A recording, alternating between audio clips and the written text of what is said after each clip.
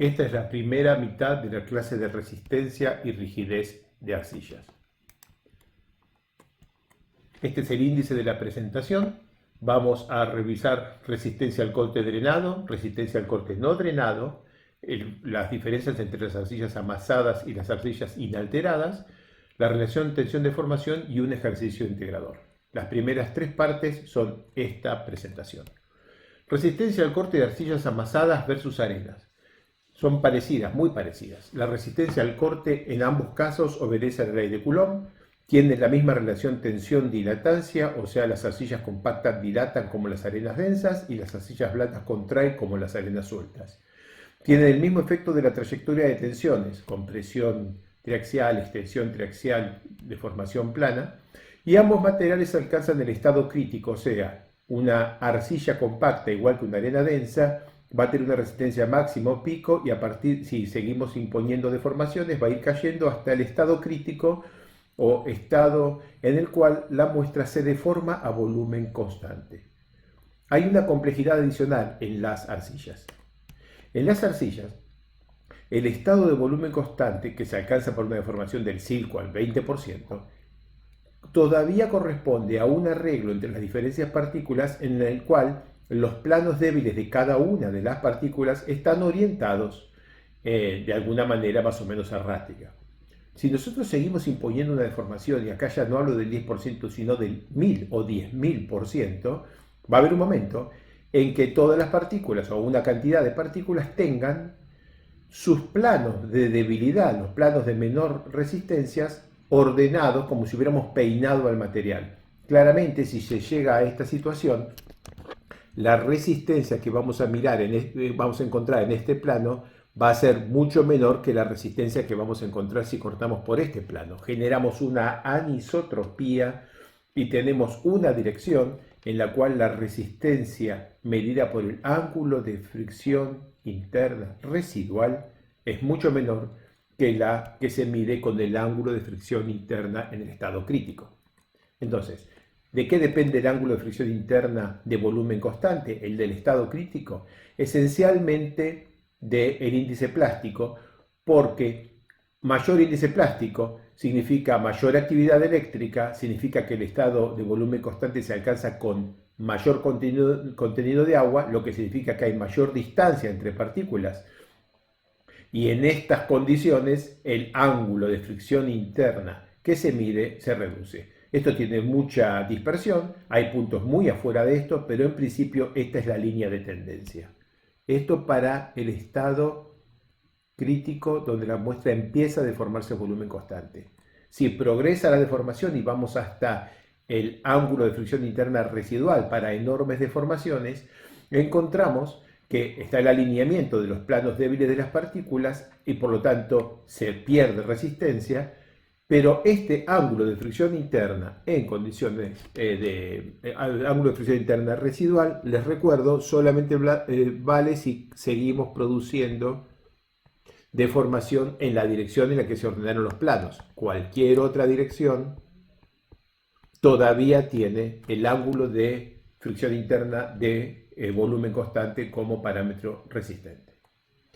En las arcillas compactas, igual que en las arenas densas, está el efecto de la dilatancia. La diferencia entre las arcillas y las arenas es que en las arenas el término de dilatancia depende de la densidad relativa y de la presión, con una expresión de este tipo. Lo vimos en la ecuación de Bolton. Mientras que en las arcillas el término de dilatancia depende del grado de sobreconsolidación.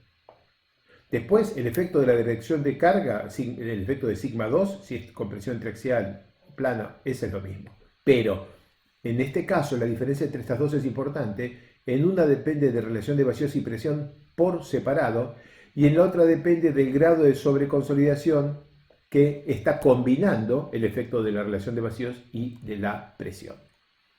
Vayamos a la resistencia al corte no drenado y recordemos el ensayo de clasificación para medir el límite líquido. En el ensayo de clasificación para medir el límite líquido tenemos una arcilla completamente amasada, una mezcla homogénea de partículas y agua que no tiene edad, ni estructura, ni cementación, ni anisotropía porque la hemos revuelto.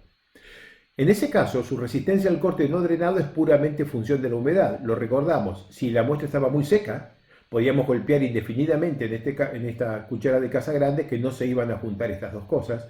Si la muestra está muy húmeda, en cuanto la armamos se junta, un poquito menos húmeda con un golpe se junta, demasiado seca necesita 100 golpes y el límite líquido, que es la humedad que definimos convencionalmente para separar el comportamiento de sólido de líquido, es cuando con 25 golpes se unen 13 milímetros. Esto nos está recordando que la resistencia al corte no drenado, porque este fenómeno ocurre todo a humedad constante, es puramente función de la humedad para arcillas amasadas como está amasada la arcilla que está aquí.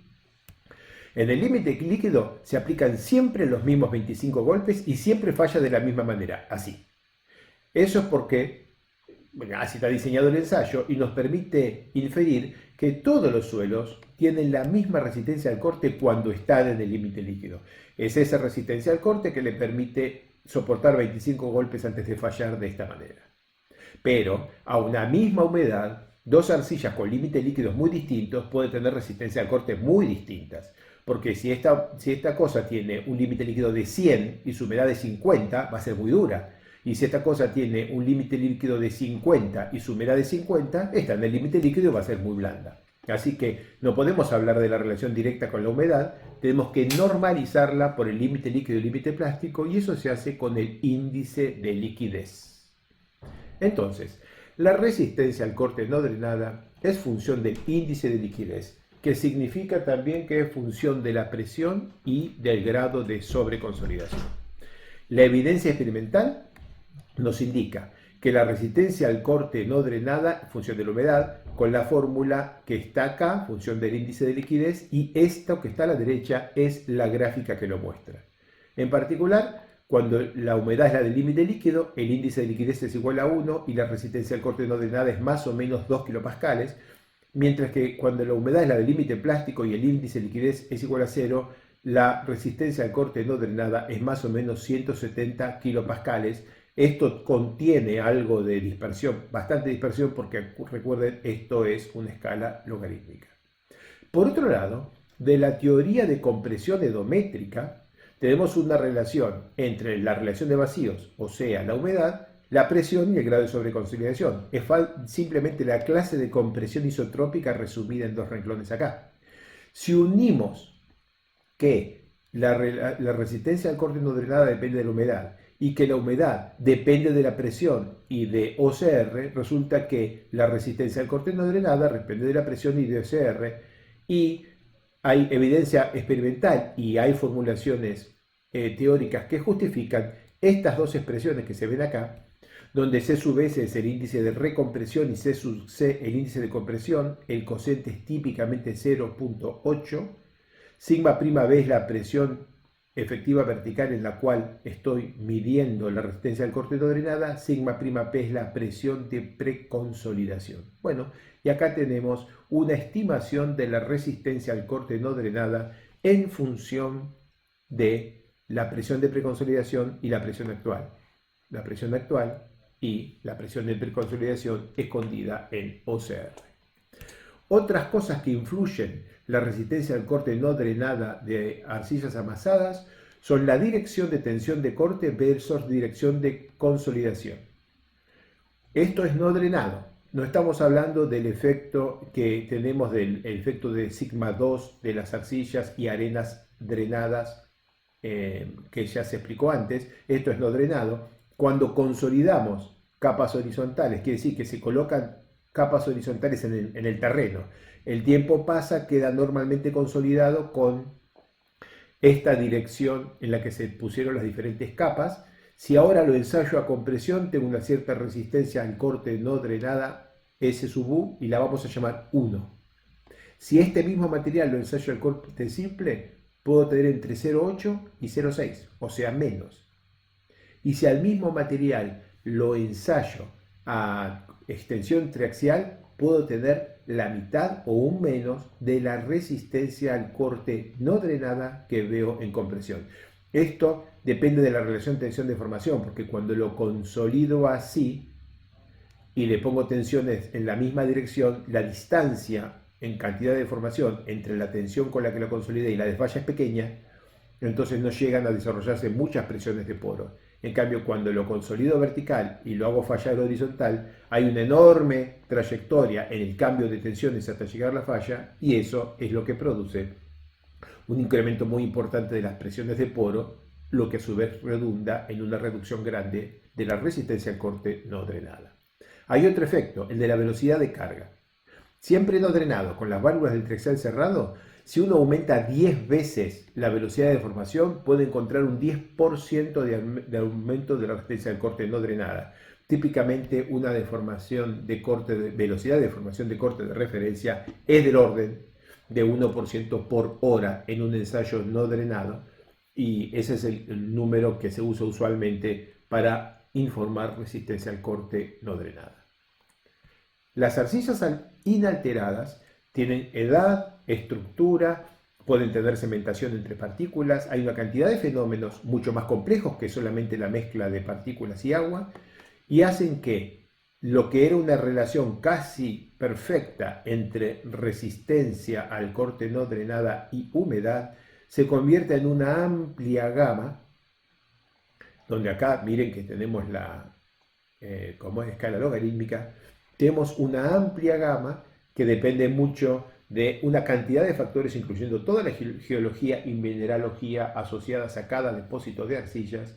Acá hay algunas expresiones que permiten estimar la relación entre la resistencia al corte no drenada y la presión efectiva vertical de preconsolidación de un depósito natural, o el ángulo de fricción interna de volumen constante en realidad, pero es el ángulo de fricción interna en el caso de que no tengamos la presión efectiva de preconsolidación. Este es un rango relativamente chico, esto es 0,01, esto es 0,012, es un rango relativamente chico. El efecto de la cementación es muy significativo en algunos suelos, por ejemplo los suelos del centro de la ciudad de Buenos Aires, y acá tenemos el dibujo sacado de un artículo de Santa Marina que muestra arriba dos esferitas que tenían un menisco de agua destilada, pura. A medida que este menisco el agua se fue evaporando, terminaron las dos bolitas una al ladito de la otra sin ningún contacto entre ellas. Y acá el mismo efecto, pero ahora el agua está saturada en sal. Y a medida que se va produciendo el fenómeno de desecación, vemos cómo se pueden depositar puentes salinos, y ahora esta partícula y esta están cementadas.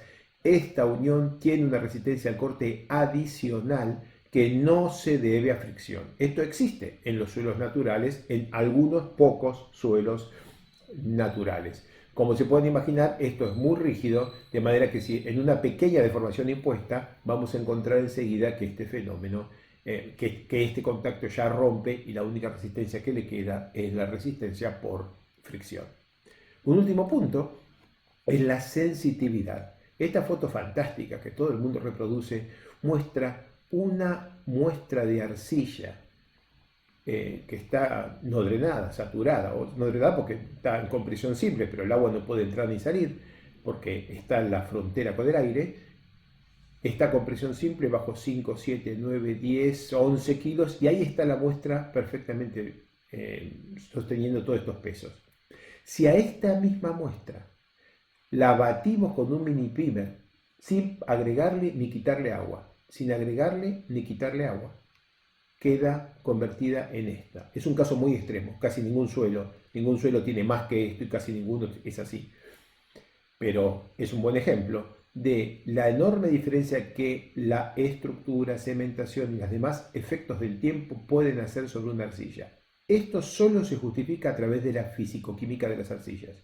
Esta arcilla se tiene que haber formado con unos ciertos iones, por ejemplo, sodio, y el flujo posterior del agua tiene que haber cambiado esos iones a otro, por ejemplo, potasio, y la estructura de la arcilla quedó así de rígida y resistente, pero cuando la remoldeamos resulta que queda así porque esta cosa quedó rígida y resistente, pero con una humedad mucho mayor que su límite líquido.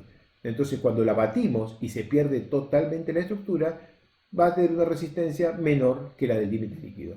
Ejemplos de sensitividades medidos como resistencia al corte no drenado de la arcilla intacta sobre la arcilla remoldeada.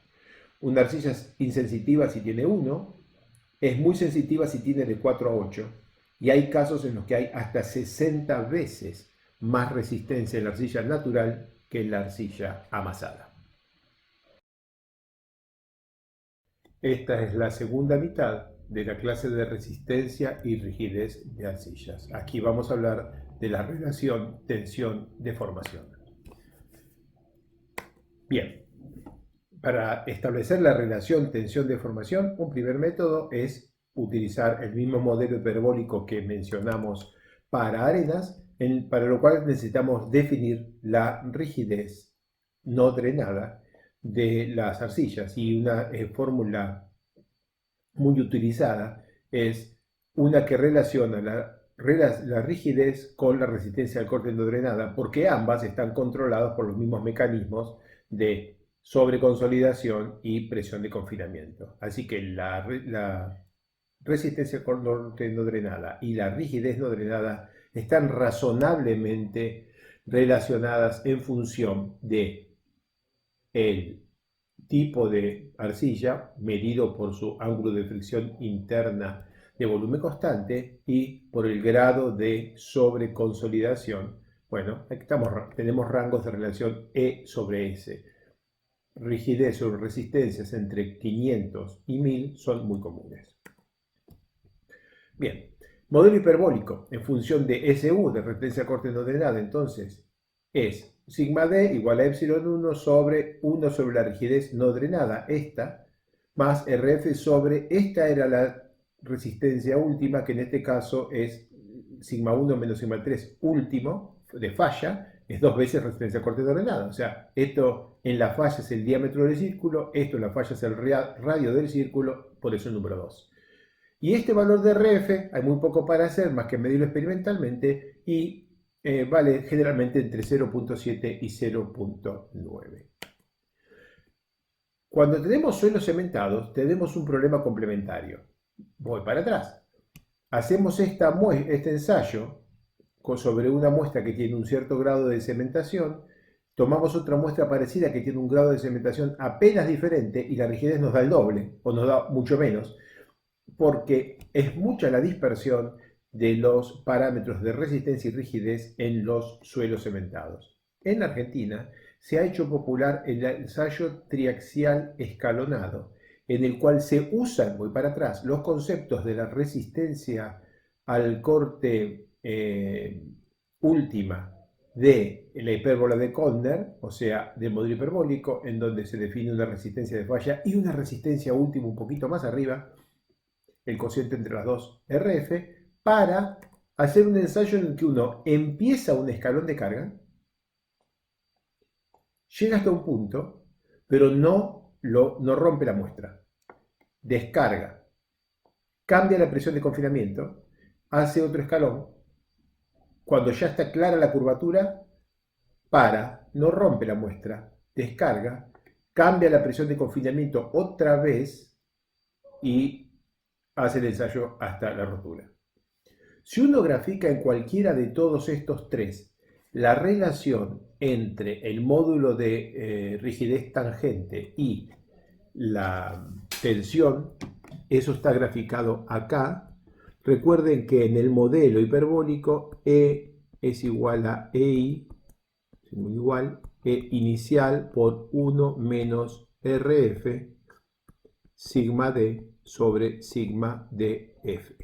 Entonces, cuando uno empieza un ensayo y hace estos puntos, y en cada uno calcula E igual a sigma sobre epsilon, puede ir graficando en cada punto, disculpen, ese es el de menor confinamiento, puede ir graficando en cada punto, hasta aquí estoy haciendo horizontales en el aire, y tengo algunos puntos medidos, voy a ver si puedo borrar las barritas.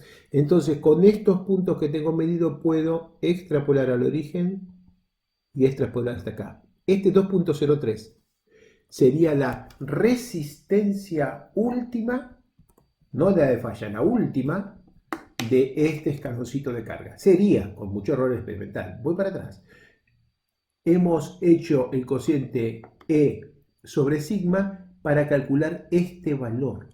Y este valor sería 2,3 más o menos, porque esta recta sale de elegir varios puntos a lo largo de este tramo. Descargamos, cambiamos la presión de confinamiento y repetimos el ensayo. Descargamos, cambiamos la presión de confinamiento, repetimos el ensayo, pero acá lo llevamos hasta la falla. Acá sí lo hacemos fallar. De manera que ahora sí sabemos con una razonable precisión cuánto es la resistencia sigma de F. Y proyectando esta línea que venimos calculando hasta arriba, podemos calcular cuánto vale sigma U. En la última etapa podemos medir RF sigma de F sobre sigma U, porque en la última etapa tenemos claramente una tensión de falla. En la etapa 1 y 2, el material lo estamos acercando a la falla, pero no llegamos hasta donde se pone horizontal. Si nosotros en cualquiera de estos ensayos hacemos esto y nos vamos hasta acá, rompemos mucho la muestra y ya no se puede seguir ensayando. Bueno, con esta manera de hacer el ensayo se ha desarrollado mucha práctica en los suelos de la ciudad de Buenos Aires, de la formación pampeano. Acá tienen un ejemplo en el que pueden ver un ensayo típico. Cargamos hasta una presión de confinamiento, descargamos, vamos hasta la otra y ponemos arriba en punteadito las hipérbolas que responderían a estos comportamientos. Entonces, si para cualquiera de los puntos que calculamos en azul y que se ven acá con las líneas de puntitos, tiramos una recta, esto es la rigidez inicial, o sea, la rigidez secante cuando la tensión es cero, el límite de esta hipérbola cuando llega acá, rigidez inicial. Y para el otro lado, el otro punto acá, esta es la tensión desviadora última. Todavía no puedo calcular esta. Hago un segundo escalón, tengo otra medición de rigidez inicial para la nueva presión de confinamiento y ahora tengo la resistencia de falla, porque la tengo bien medida, es este valor 2.0 en este ejercicio, y tengo la resistencia última que la estoy midiendo en el gráfico de la izquierda. Extrapolo esta línea recta, donde toca el punto tengo el valor último, que más o menos es, qué sé yo, será 2.3, no sé, capaz estoy eligiendo mal número, capaz que es 1,8 y 2,3, algo así, pero lo que sea, el cociente entre esta ordenada verde llena y la ordenada verde con centro blanco, eso es RF, acá lo tengo medido y como este valor lo tengo extrapolado, puedo estimar este valor. Puedo estimar el valor que habría tenido la resistencia si hubiéramos llevado la falla completa a esta presión de confinamiento. Con este valor, resistencia para una resistencia del último, o sea, de falla, para una cierta presión de confinamiento y resistencia de falla para otra presión de confinamiento, puedo determinar los parámetros resistentes de este material. Vamos a atar la trayectoria de tensiones en el edómetro y en el triaxial para mostrar que el comportamiento de las arcillas está integrado y es una combinación de procesos de deformación y falla que está toda atada entre sí. En el edómetro y en el triaxial se someten el suelo a dos trayectorias de deformación que son muy diferentes, ¿no? Podemos hacerlo en el ensayo triaxial, en la cámara triaxial, y obligar al material a seguir adelante con diferentes trayectorias de deformación. Por ejemplo, podemos hacer un ensayo en que vamos aumentando la presión de cámara, pero nunca le ponemos carga al pistón. Eso sería una compresión isotrópica. Bueno, cualquiera de esos ensayos vamos a describir ahora y lo vamos a graficar en este diagrama que sería, digamos, espacial. Aquí la presión, aquí la tensión deviatórica, aquí la relación de vacíos. Entonces, si aquí hacemos diferentes trayectorias de tensiones, nos encontramos con esto. Si hacemos una trayectoria de compresión en la cual siempre aumentamos la presión de confinamiento, pero nunca aumentamos la tensión desviadora, entonces sigma 3 y sigma 3, y lo aumentamos y nunca aumentamos sigma 1 respecto de sigma 3, entonces en ese caso Q va a ser siempre igual a 0, es compresión isotrópica, nos sale esta relación entre la relación de vacíos y la presión que queda dibujada con una línea llena en el plano del fondo, porque para separarnos del plano del fondo necesitamos que haya tensiones de corte y esta trayectoria no las tiene.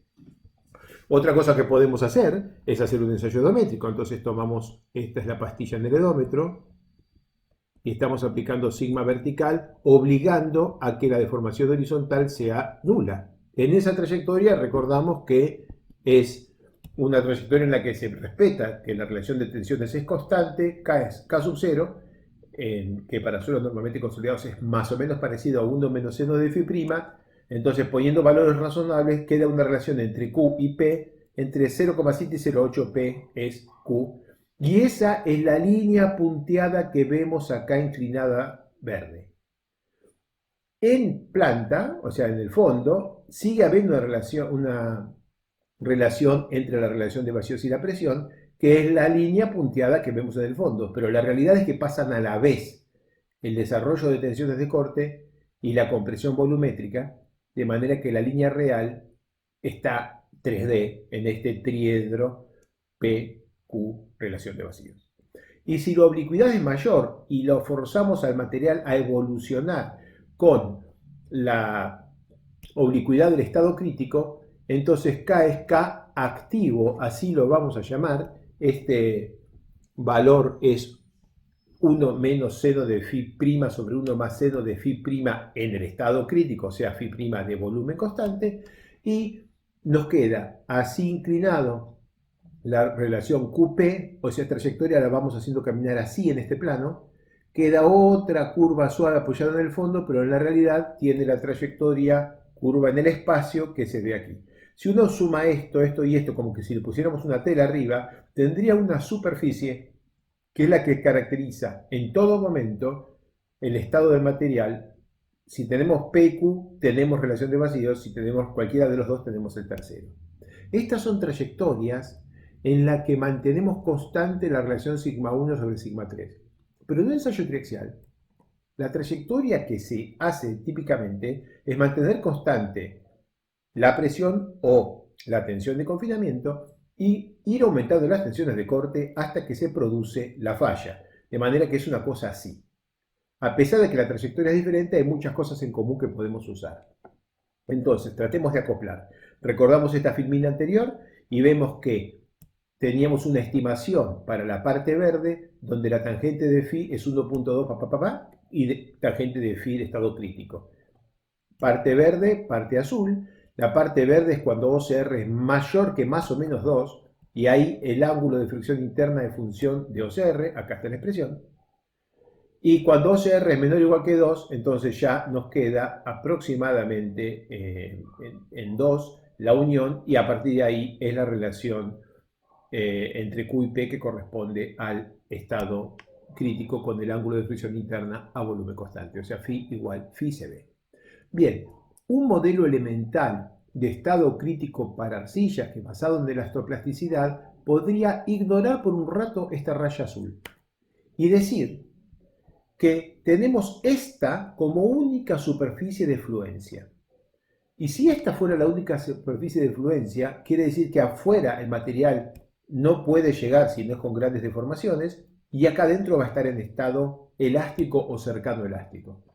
Si ahora hacemos una trayectoria, por ejemplo, ensayo de corte directo, hacemos una trayectoria en la que lo obligamos a deformarse de esta manera, de aquí hasta aquí va a tener un comportamiento prácticamente elástico, acá también prácticamente elástico.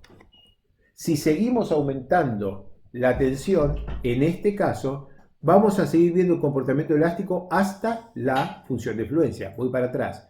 Para este material, recién acá deja de tener comportamiento elástico. Pero cuando lo imponemos, encontramos que en todo este rango, por tener un OCR muy alto, un grado de sobreconsolidación muy alto, el material dilata, y al dilatar aumenta su relación de vacíos, y como la relación de vacíos y la presión de preconsolidación están atadas, se reduce la presión de preconsolidación.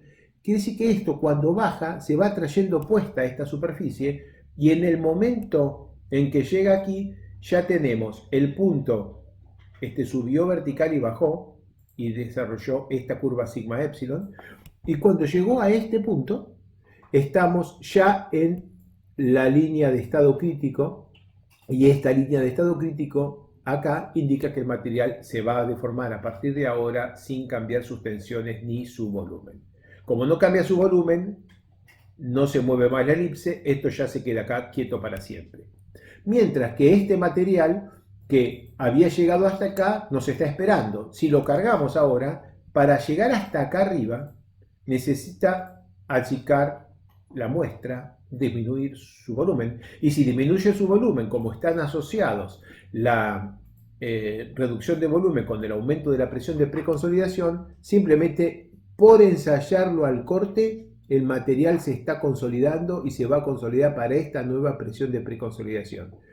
La parte de acá hasta acá, básicamente comportamiento elástico idealizado, de acá hasta arriba, comportamiento elastoplástico. Noten que en la izquierda llegamos al pico y el comportamiento elastoplástico fue cayendo. Y acá llegamos a este punto, que no era el máximo, no era el pico, y el comportamiento elastoplástico continuó endureciendo.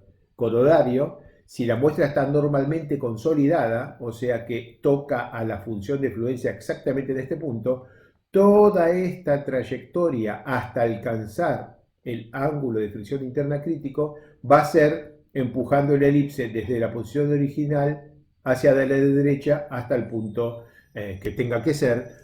Esa es una trayectoria para una muestra normalmente consolidada en que la que vamos a ver mucha contracción volumétrica y mucha menos rigidez que la que veríamos en las demás muestras. Bien, hagamos un ejercicio de 5 filminas para integrar conceptos. Tenemos un tanque de agua y lo vamos a poner, apoyar sobre esta superficie con un terraplén que está formado por un suelo compactado que abajo tiene arcilla. Entonces, las etapas son: primero construyo el terraplén gris, después construyo el tanque y quiero ponerle una cantidad de agua al tanque como para que no se hunda en el terreno. Sí, pero si se hunde en el terreno me va mal, rompe el tanque, ¿no? Y entonces construyo el tanque que tiene su peso propio y después lo lleno. Y al llenarlo, si yo le aplico por ejemplo, muchos metros de agua rápidamente, puede ser que la resistencia al corte no drenada acá no sea suficiente. Acá les recuerdo el silo de Trascosna en 1913 que pasó eso. Se construyó lentamente este silo porque es de hormigón y en ese periodo en que fue construido el material pudo drenar, se comportó drenado, no hubo problemas, pero cuando se lo quiso cargar rápidamente falló. Voy para atrás, es como que queremos cargar muy lentamente este tanque. Lo podemos construir, pero si lo queremos cargar demasiado rápidamente, entonces la carga rápida no le permite al material drenar. Si no drena, no reduce su relación de vacíos. Si no reduce su relación de vacíos, no tiene más resistencia que la que tenía antes de construir el tanque y puede no ser suficiente, como en este caso. Entonces, construyamos el terraplén. Vamos a imaginar 1,5 metros de espesor, peso unitario de 18 kilonewton por metro cúbico, y acá abajo tenía 5 metros con 17 kilonewton por metro cúbico. Este es el estrato blando. ¿Cuánto es la tensión efectiva vertical al centro del estrato, al punto donde está el láser? Es la parte que está arriba del agua con gamma saturado, 18 por 1,5, y la parte que está abajo del agua con gamma prima, que es 17 menos 10, 7 kN por metro cúbico por el espesor sobre 2, y está acá. Con lo que la presión efectiva vertical en este punto es 44 kPa. Esto está normalmente consolidado. La resistencia al corte no drenada, luego que consolidó para el terraplén, es 10 kPa. O sea, la resistencia acá era la nada misma, pero al poner este terraplén arriba y esperar a que este material consolide, este material de abajo, esta arcilla, aumentó su resistencia porque redujo su relación de vacíos. Y ahora su resistencia a corte no drenada es 10 kPa. Dentro de muchas clases, ustedes van a aprender que la capacidad, la carga máxima que resiste este terreno en superficie es 5.14, 2 más pi por la resistencia al corte no drenada. O sea que la capacidad máxima que resiste este terreno es 50 kPa. Si nosotros ponemos más que 50 kPa acá arriba de presión, esto se hunde. Bien, podemos definir una carga de diseño admisible, tolerable, tomando un factor de seguridad de 2, o sea que la presión que hundiría el terreno la divido por 2 y digo, hasta 26 kilopascales me animo a poner, o sea, 2,6 metros de agua adentro del tanque. Bueno, construimos el tanque y lo llenamos con 2,6 metros de agua. En ese momento, esto es no drenado, este material tiene la misma resistencia que antes. Pero ahora empieza a pasar el tiempo y si esperamos a que la arcilla se consolide para la presión adicional impuesta por el agua, entonces ahora tengo que la presión efectiva vertical al eje del estrato, al medio del estrato, es la que había, más 10 kN por metro cuadrado por los 2,6 metros de agua que le puse. Con esa nueva presión efectiva vertical, que es 70 kPa, tengo una nueva resistencia al corte no drenada, que es 16 kPa. Ahora puedo cargar hasta 83, ahora logro la falla con 83 kPa y puedo cargar hasta 41 kPa. Quiere decir que le puedo poner máximo 4 metros, pero ya le puse 260. Me quedan todavía 1,50 m más. Y como yo tenía que llenar el tanque solo hasta 4 metros, pude terminarlo. Así que lo que resultó útil es, lleno 2,6 metros, espero que consolide este estrato, termino de llenar el tanque. Entonces, puedo llenar el tanque hasta su altura final porque lo hice en etapas. Apliqué una primera etapa, 2,6 metros, esperé a que consolide y con eso se aumentó la resistencia al corte, se aumentó la rigidez, pasó de no drenado a drenado para esa nueva presión de preconsolidación y ahora cuando agrego el último 1,4 metros que me faltaba, esa carga nueva es no drenada, pero encuentra el material con menos relación de vacíos, menos humedad, más resistencia al corte no drenado y mayor rigidez. Con esto terminamos el módulo de resistencia y rigidez al corte de arcillas.